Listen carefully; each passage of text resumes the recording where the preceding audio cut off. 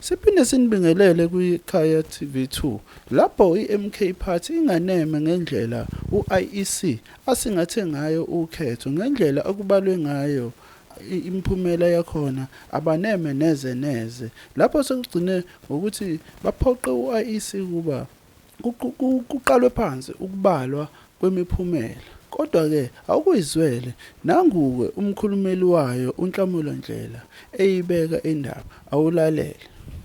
Getting to the systems, in our statement we made it very clear that we find it strange that an institution such as the IEC, having a service provider like Telkom, which manages world-class systems for world-class clients, banks, companies that need to have uptime at a 99%, finds itself with a system that shuts down for 2 hours. So that's what we wanted the IEC to also tell us.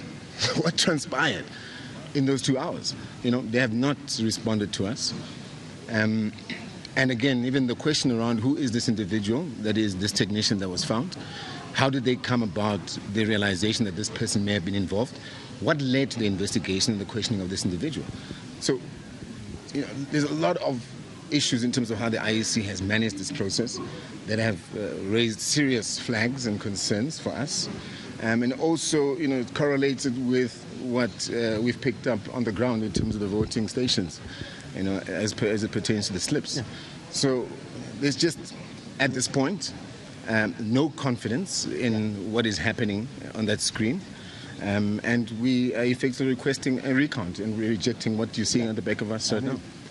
iMK Party iphinde futhi iyanxusa abalandeli bayo ukuthi behlise imimoya. Awuzwe lo msindo olandelayo ukuthi iMK Party ithini kubalandeli bayo. Comrades, off the back of the announcement lesiyenzile namhlanje yokuthi siyawa rejecta lama results awe IEC. Sithi ningalwi. We have bafuna silo labantu laba, they are trying everything possible to make us ukuthi si react ngeviolence. Sithi stand down. Ningakwazi sibambile information, sibabambile labantu siyazi ukuthi kwenzakalani, siphethe yonke evidence. So it's informed by something lento siyenzile namhlanje. Sinzwile, si-actile, kodwa ke yekeleni thina le ndaba sithile nayo. Yeah, ninga react ilento sifuna ukuyisho. Bofuna ukuthi nina wena comrade. High discipline, high moral. So we don't want any form of violence, any plans of any unrest. Just not allow it to have some form of traction, because nalaba abanye abantu abangafuna ukusibona siphumelela can plant ama-poster, agitate you guys and think are members of MK that are pushing that agenda. Members of MK are disciplined. Just remain calm. And communication will come in due course. The president will address us at the right time. A way is to allow the process to unfold and allow leadership to handle it. You are on top of it. You will receive information and communication as and when the time is right. But for now, comrades, remain calm, stand down. Any form of violence, not in our name. They want us to play there, and we are not going to do that. High discipline, high moral.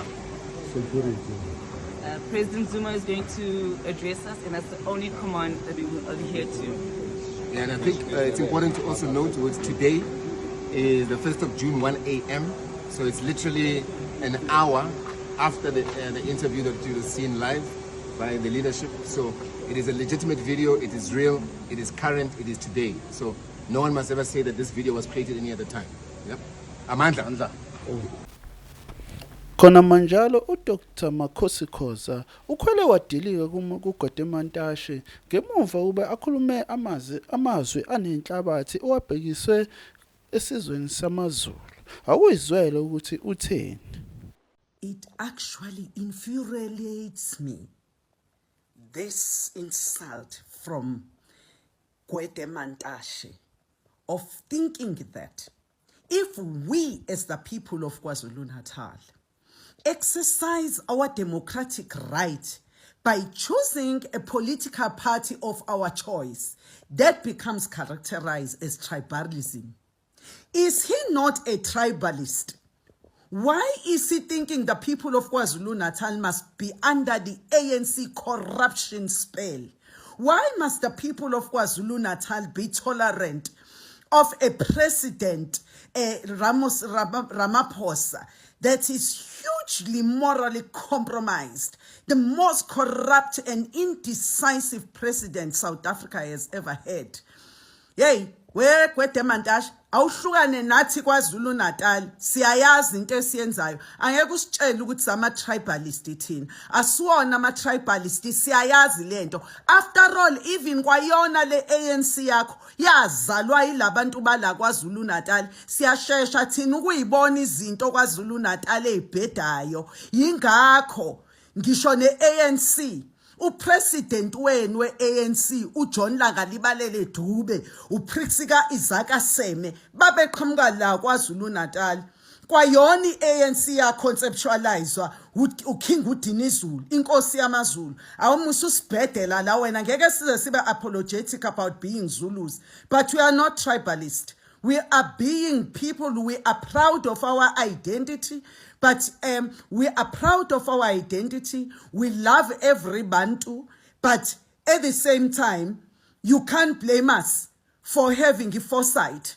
You can't blame us for knowing what we want. Stuff you, go to hell.